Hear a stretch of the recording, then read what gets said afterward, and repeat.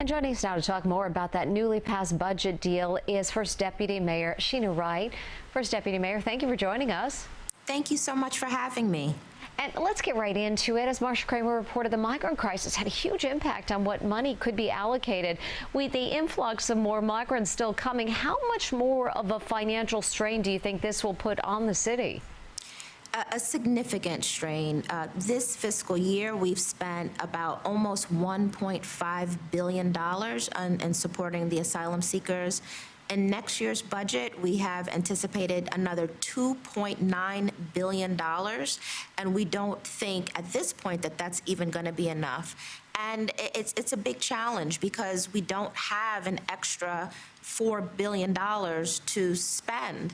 And so we're going to have to tighten our belts. We really need money from the federal government. This is not a New York City responsibility. This is a national responsibility. And we expected the federal government to really help New York and to provide some necessary resources, or at the very least, allow the migrants to work, because that's what they want to do. That would significantly relieve pressure on our budget. But they didn't, and they haven't. And so we need to continue to advocate because New York cannot bear the burden of the nation. And more on that, $4 billion was set aside in the budget for affordable housing, but it seems that living is becoming even more unaffordable, especially with the approval of rent increases. What do you say to people who believe the increases starting in October are simply unfair? Well, you know, fair is an interesting word. The landlords and a lot of, kind of small landlords, their costs increased. So if you have more fuel costs, if you have more costs to make repairs and upkeep, higher just costs, you need to have it be balanced by revenues. And I think that the Rent Guidelines Board really did their dead level best to keep it as low as possible in terms of those increases. And we do appreciate that it is difficult and challenging, and that we are working to provide resources for tenants who are very low income. And the most important thing that will solve the problem is more housing. Our budget has the largest investment in housing in the history of the city of New York.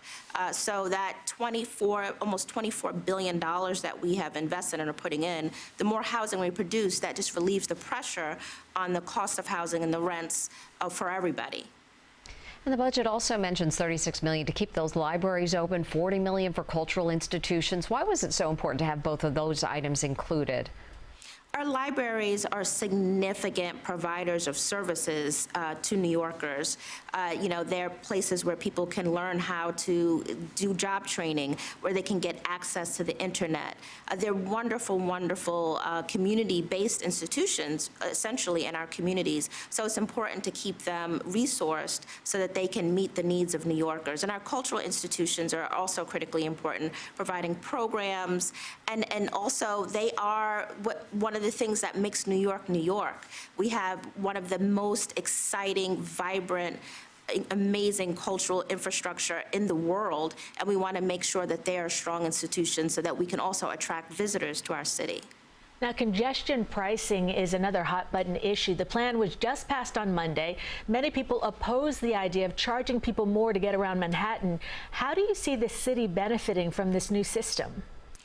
Well, the congestion pricing, obviously, the goal of it is to put really needed resources into the MTA. The MTA is the lifeblood of New York. It is our arteries. It's how people move around, how people, goods, and services, everything flows. And so we need to keep it strong, and congestion pricing will help with that.